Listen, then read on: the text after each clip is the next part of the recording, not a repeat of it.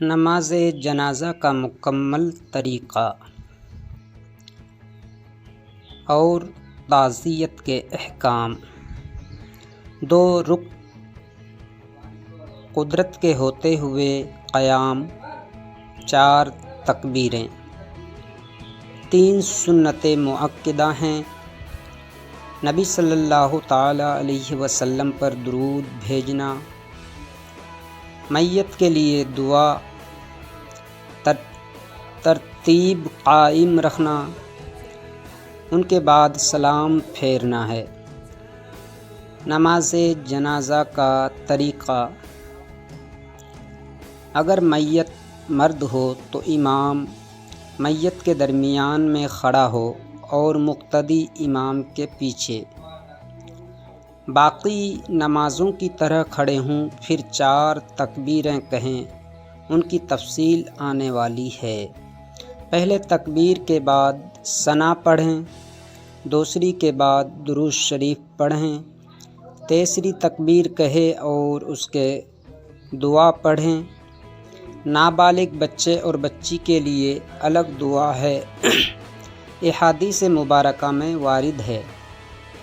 چوتھی تکبیر کہے، تھوڑی دیر توقف کے بعد دونوں اطراف میں ہاتھ کھول کر سلام پھیر دیں۔ نماز جنازہ کی ادائیگی کے بعد صفیں توڑ کر میت کی مغفرت کے لیے دعائے مغفرت کرنا مستحب ہے۔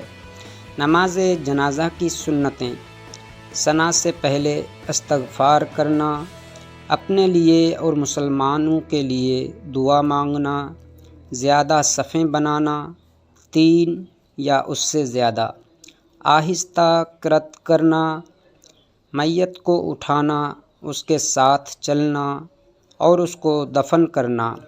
جب نماز جنازہ ختم ہو جائے تو سنت یہ ہے کہ جلدی سے میت کو اس کی قبر کی طرف اٹھایا جائے، اور پیچھے چلنے والوں کے لیے مستحب یہ ہے کہ وہ بھی جنازہ اٹھانے میں شریک ہوں، اور میت کو قبر میں اتارنے والے کے لیے مسنون ہے کہ یہ پڑھے کہ بسم اللہ وعلی ملت رسول اللہ۔ اس کو لحد میں دائیں پہلو پر لٹائے اور اس کا چہرہ قبلہ رخ کر دے، پھر کفن کی گرہ کھول دے، پھر مٹی کے ساتھ قبر کے سوراخ بند کر دے۔ قبرستان جانے والے کے لیے مسنون یہ ہے کہ وہ اپنے ہاتھوں میں 3 دفعہ مٹی لے اور قبر پر ڈال دے، پھر قبر کو مٹی کے ساتھ ڈھانپ دیا جائے اور قبر کو زمین سے 1 بالشت کی مقدار بلند کیا جائے اور اس پر کنکریاں اور پتھر رکھ دیے جائیں اور پانی چھڑک دیا جائے، اور قبر کے کسی ایک طرف پتھر رکھنے میں بھی کوئی حرج نہیں، یا دونوں طرف، تاکہ قبر کا پتہ چل سکے۔ تعزیت کرنا: میت کے اہل و عیال چونکہ غمزدہ ہوتے ہیں، ان کے پاس تعزیت کے لیے جانا مستحب ہے، تاکہ ان کے غم میں شریک ہو کر ان کے غم کو ہلکا کیا جا سکے اور ان کی صبر کی تلقین کی جائے۔ تعزیت کسی بھی کلمات سے کی جا سکتی ہے، جیسا کہ وہ یہ کہے کہ اللہ ہی کا تھا جو اس نے لے لیا، اور اللہ ہی کے لیے ہے جو وہ عنایت کرتا ہے، اس کے ہاں ہر چیز کے لیے ایک وقت مقرر ہے، بس آپ صبر کریں اور اپنا احتساب کریں۔ اس حدیث کو امام بخاری نے روایت کیا ہے۔